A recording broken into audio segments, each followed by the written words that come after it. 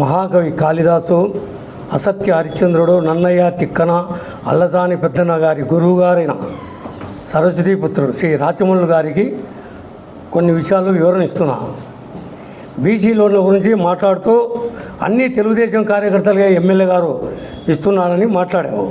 వెంటనే స్పందించిన వరదారెడ్డి పెద్దాయన బ్యాంకింగ్ మేనేజర్లకు చెప్పి, అయ్యా కరెక్ట్గా ఉండేలాగే ఇవ్వమని ప్రెస్ మీట్లో కూడా చెప్పినాడు. బ్యాంకింగ్ మేనేజర్లు కూడా లెటర్ పెట్టినాడు, ఎవరైతే అన్ని కరెక్ట్ ఉంటే వాళ్ళకి ఇవ్వమని. ఇది నీకు తెలియదా?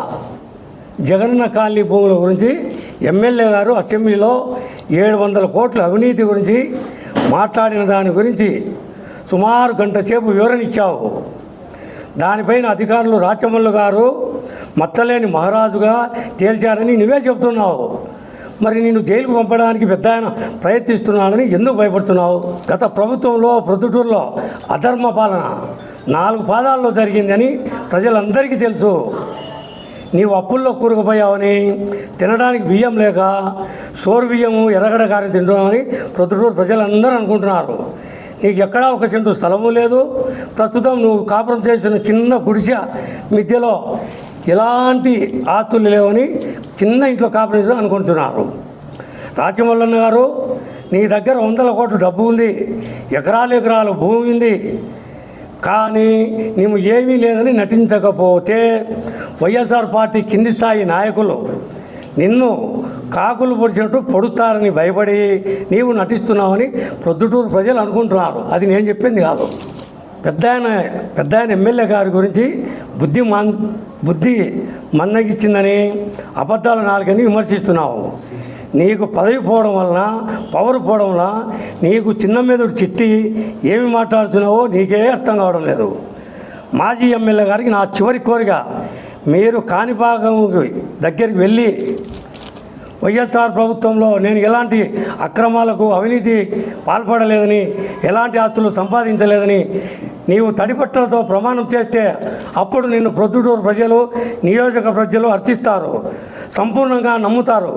ఎందుకంటే గతంలో అందరి దేవుళ్ళ మీద నువ్వు ప్రమాణం చేశావు, కానీ ప్రజలు నమ్మలేదు.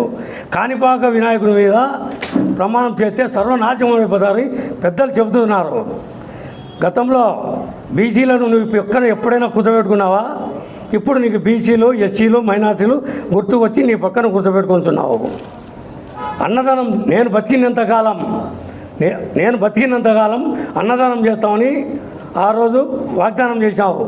ఓడిపోతానే దాని గురించి నువ్వు ఉలుకులేదు, పలుకులేదు. ఇప్పుడు సూపర్ 6 గురించి నీవు మాట్లాడే ఎక్కేలేదు. దయచేసి పెద్ద ఆయన గురించి మాట్లాడేటప్పుడు ఇప్పటికైనా జాగ్రత్తగా మాట్లాడమని నేను కోరుతున్నా.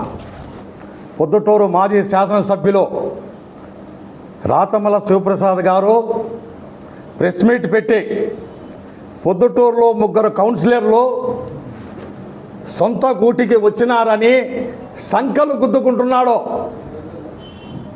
ఆ 3 కౌన్సిలర్లు గతంలో నీ పార్టీకి చెందినవారే అనేది నువ్వు గుర్తు తెచ్చుకో.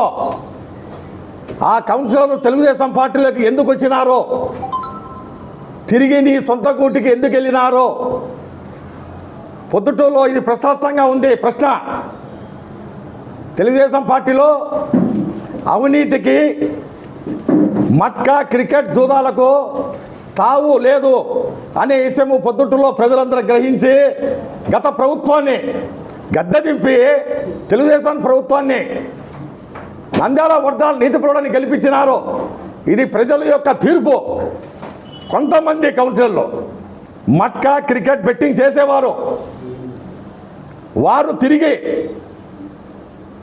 ప్రభుత్వం తెలుగుదేశం పార్టీ ఉందనే ఉద్దేశంతో, మన యొక్క కార్యకలాపాలు బాగా జరుగుతాయనే ఉద్దేశంతో తెలుగుదేశంలో చేరడం. ఇటీవల ఒక మా కౌన్సిలర్ భర్త అయిన క్రికెట్ బుక్కి రెడ్ హ్యాండ్గా జమ్మలమడుగు పోలీసు వాళ్ళకు దొరకడం, 5,60,000 రూపాయలు కేసు నమోదు కూడా చేయడం జరిగింది. ఆ కేసులో నంద్యాల వరదరారెడ్డి గారు సహాయం చేయలేదని బాధతో తిరిగి తన సొంత గూటికి కూడా పోవడం జరిగింది.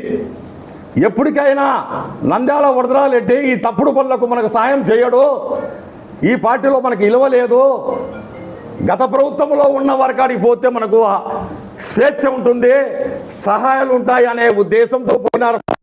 పొద్దుటూరు నంద్యాల వరదరారెడ్డి గారు ఏ రోజు కూడా అసాంఘిక కార్యక్రమాలకు సహాయం చేయడు. ఈ పార్టీ తెలుగుదేశం పార్టీ ఇది ఒక క్రమశిక్షణ పార్టీ. ఎంతటి వారైనా తెలుగుదేశంలో కొన్ని ఏళ్ల నుంచి కార్యకర్తలు ఉన్నా, పక్క నుంచి వచ్చి పార్టీలో ఉన్నవారైనా తప్పు చేసేవారు రక్షించరు. ఎవరైనా రాజకీయంలో వచ్చేవాళ్ళు ప్రజలు సేవ చేయలే తప్ప క్రికెట్ మట్కా మేము చేసుకుంటామంటే పొద్దుటూరులో నంద్యాల వరదరారెడ్డి గారు ఒప్పుకోరు. తెలుగుదేశంలో నంద్యాల వరదరారెడ్డి శాసనసభ్యుడిగా ఉన్న పొద్దుటూరు నియోజకవర్గంలో నీతిపరులు ఉంటారు, అవినీతి పరులు ఉమ్మడలేరు ఇక్కడ, కాబట్టి పోతా అంటారు. ఈ కౌన్సిలర్లు అయితే ఎవరైతే ప్రజలకు సేవ చేయాలని రావాలి, కానీ మేము క్రికెట్ పెట్టుకుంటాము, గ్యాంబ్లింగ్ పెట్టుకుంటామంటే ఈ పొద్దుటూరులో నంద్యాల రెడ్డి గారు ఒప్పుకోరు.